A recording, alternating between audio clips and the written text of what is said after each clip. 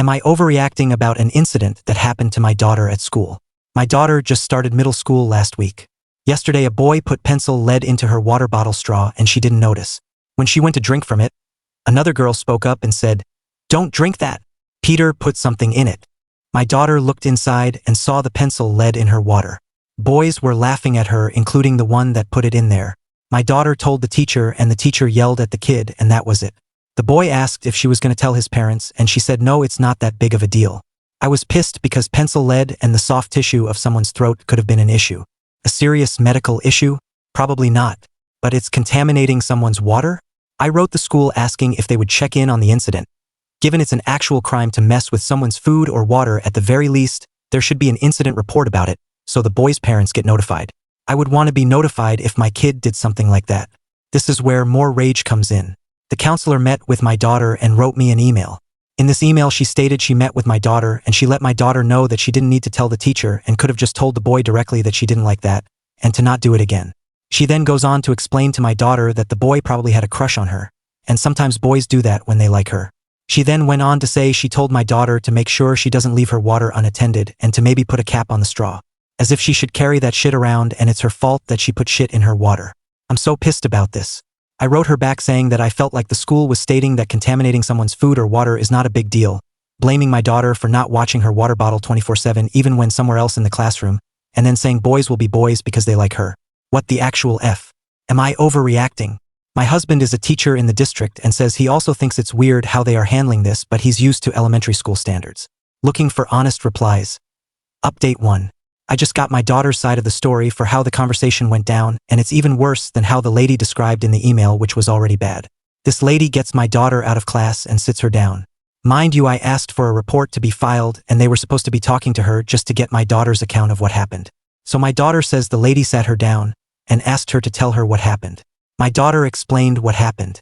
This lady then tells her that this issue is a 1 out of 10 in terms of severity.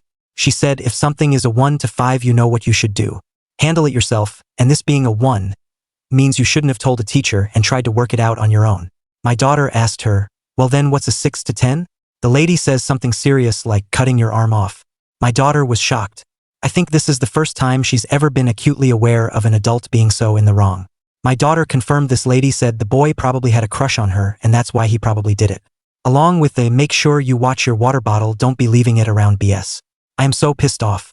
If she would have just listened, reported it, contacted the boy's parents, and made sure it was clear he can never do this again, that would have been the end of it. Now I find this counselor to be just as big or bigger issue than the incident itself. I'm so mad I'm sick to my stomach. Update 2. I slept on it and wrote an email to the principal, counselor, and some other lady they had tagged, if I wanted to report the actual incident, after telling me and my daughter to let it go. By the way, the principal was on all the email threads already. I've actually described what happened, what was said in email, quoting email from counselor, what was said to my daughter, and simply asked if everyone at the school is in agreement with how this incident was handled and the messaging that was said. I referenced the harm of messaging to girls boys hurt you because they like you, that everyone had mentioned, and also asked if they support what was said to my daughter. I said whether they support this response or disagree with what was done, I would like that conclusion in writing. I am giving them one last opportunity to correct this before deciding what to do next. Update 3. To clarify, these were mechanical pencil sticks that can puncture skin or soft tissue, not a little piece of dull lead from the tip of a pencil. Also, I am aware it is not actually lead and just called that. My concern was puncturing the tissue, not poison. Also, I got a call from a woman at the school who is actually in charge of writing up the incidents, and she 100% acknowledged this should have been reported and handled as a more serious issue. I can't tell you how much better it felt simply hearing someone acknowledge the problem. She isn't in charge of the counselor and said she saw my email though and is curious to see how they respond. Still waiting to hear the response. I'll figure out next steps from there. After asking some other people I know in the area that are teachers that were shocked with the response, I'm expecting some kind of apology to come through, but we will see. Update 4. 2 days later. Post got locked for some reason, but I have a final update. 1. There was a discussion among the staff and found big differences in opinion from the counselor and others, and it was decided to in fact create an incident for this. Others found tampering with another kid's food or drink a major issue. 2. They called the kid down to the office and called his mother. His mother apparently was horrified, apologized, and agreed to the punishment action the school decided on. I'm not aware of what it is, but I was fine that it was reported and addressed. 3. The principal met with me and was very apologetic and acknowledged the response from the counselor was wrong. He asked me to come down and chat with the counselor and himself. I agreed. I sat down with the principal and counselor, and it went down like this. 1. I reiterated my offense about her bringing romantic feelings or motivations into the conversation and associating justifying the behavior with harmful actions. I used a lot of your comments to help support how telling girls this is how boys behave when they can lead to women gravitating toward harmful and abusive relationships. Mind you, when I'm telling her this, her face is like a surprised Pikachu turned scowl. I told her, clearly by your face, I can see we have a disagreement here. Do you understand where I'm coming from at all?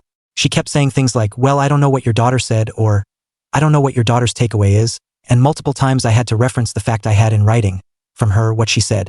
The most hilarious part about this is that the principal kept backing me up saying, yeah, I read that part of the email too, it was in there.